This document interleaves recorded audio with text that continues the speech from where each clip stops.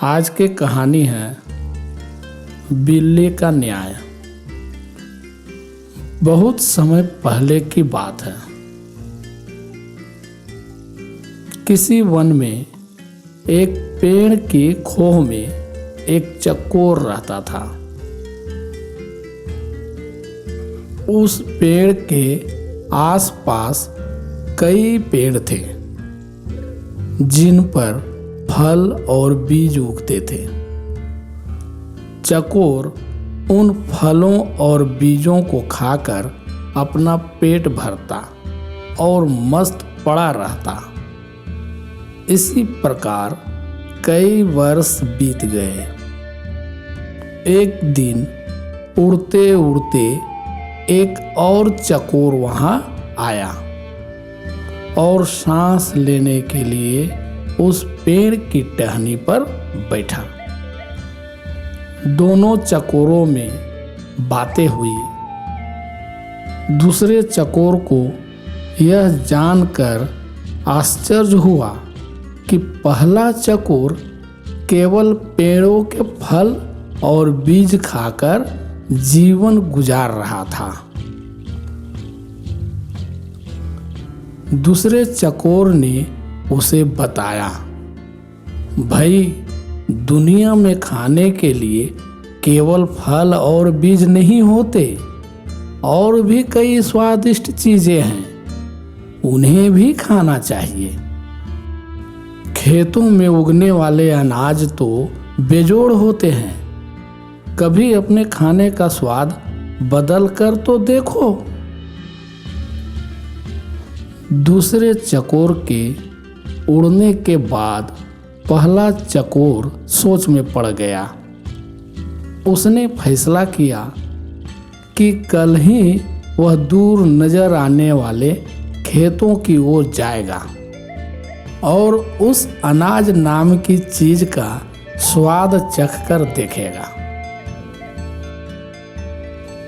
दूसरे दिन चकोर उड़कर एक खेत के पास पहुंचा। खेत में धान की फसल उगी थी। चकोर ने कोपले खाई, उसे वह अति स्वादिष्ट लगी। उस दिन के भोजन में उसे इतना आनंद आया कि खाकर तृप्त होकर वहीं आंखें मूंदकर सो गया। इसके बाद भी वह वहीं पड़ा रहा, रोज खाता पीता और सो जाता। 6-7 दिन बाद उसे होश आई कि घर लौटना चाहिए।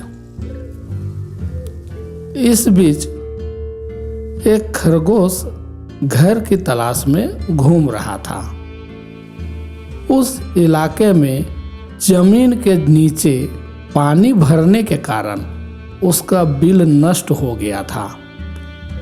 वह उसी चकोर वाले पेड़ के पास आया और उसे खाली पाकर उसने उस पर अधिकार जमा लिया और वहां रहने लगा। जब चकोर वापस लौटा तो उसने पाया कि उसके घर पर तो किसी और का कब्जा हो गया है। चकोर क्रोधित होकर बोला, ए भाई, तू कौन है और मेरे घर में क्या कर रहा है? चकोर और खरगोश में तकरार शुरू हो गई। खरगोश ने दांत दिखाकर कहा, मैं इस घर का मालिक हूं। मैं 7 दिन से यहाँ रह रहा हूं। यह मेरा घर है। चकोर गुस्से से फट पड़ा, 7 दिन? भाई, मैं इस खोह में कई वर्षों से रह रहा हूं। किसी भी आसपास के पक्षी या चौपाए से पूछ लो। खरगोश चकोर की बात काटता हुआ बोला, सीधी सी बात है, मैं यहाँ आया, यह खोह खाली पड़ी थी और मैं यहाँ बस गया। मैं अब क्यों पड़ोसियों से पूछता फिरूं? चकोर गुस्से में बोला, वाह, कोई घर खाली मिले तो इसका यह मतलब हुआ कि उसमें कोई भी रह सकता है। मैं आखिरी बार कह रहा हूं कि शराफत से मेरा घर खाली कर दे, वरना। खरगोश ने भी उसे ललकारा। वरना तू क्या कर लेगा? यह घर मेरा है, तुझे जो करना है कर ले। चकोर सहमा हुआ था। वह मदद और न्याय की फरियाद लेकर पड़ोसी जानवरों के पास गया। सबने दिखावे की हम है ना, परंतु ठोस रूप से कोई सहायता करने सामने नहीं आया। तभी एक बूढ़े पड़ोसी ने कहा, ज्यादा झगड़ा बढ़ाना ठीक नहीं होगा, तुम दोनों आपस में कोई समझौता कर लो। पर समझौते की कोई सूरत नजर नहीं आ रही थी, क्योंकि खरगोश किसी शर्त पर खोह छोड़ने को तैयार नहीं था। अंत में लोमड़ी ने उन्हें सलाह दी, तुम दोनों किसी ज्ञानी ध्यानी को पंच बनाकर अपने झगड़े का फैसला उसी से करवा लो। दोनों को यह सुझाव पसंद आया। अब दोनों पंच की तलाश में इधर उधर घूमने लगे। इसी प्रकार घूमते घूमते वे दोनों एक दिन गंगा किनारे आ निकले। वहां उन्हें जप तप में मग्न एक बिल्ली नजर आई। बिल्ली के माथे पर तिलक था, गले में जनेऊ और हाथ में माला लिए मृग छाल पर बैठी वह पूरी तपस्विनी लग रही थी। उसे देखकर चकोर और खरगोश खुशी से उछल पड़े। उन्हें भला इससे अच्छा ज्ञानी ध्यानी और कहाँ मिलेगा। खरगोश ने कहा, चकोर जी, क्यों न हम इनसे अपने झगड़े का फैसला करवाएं। चकोर पर भी बिल्ली का अच्छा प्रभाव पड़ा था, पर वह जरा घबराया हुआ था। चकोर बोला, मुझे कोई आपत्ति नहीं है, पर हमें जरा सावधान रहना चाहिए। खरगोश पर तो बिल्ली का जादू चल सा गया था। उसने कहा, अरे नहीं, देखते नहीं हो, यह बिल्ली सांसारिक मोह माया त्याग कर तपस्विनी बन गई है। सच्चाई तो यह थी कि बिल्ली उन जैसे मूर्ख जीवों को फांसने के लिए ही भक्ति का नाटक कर रही थी।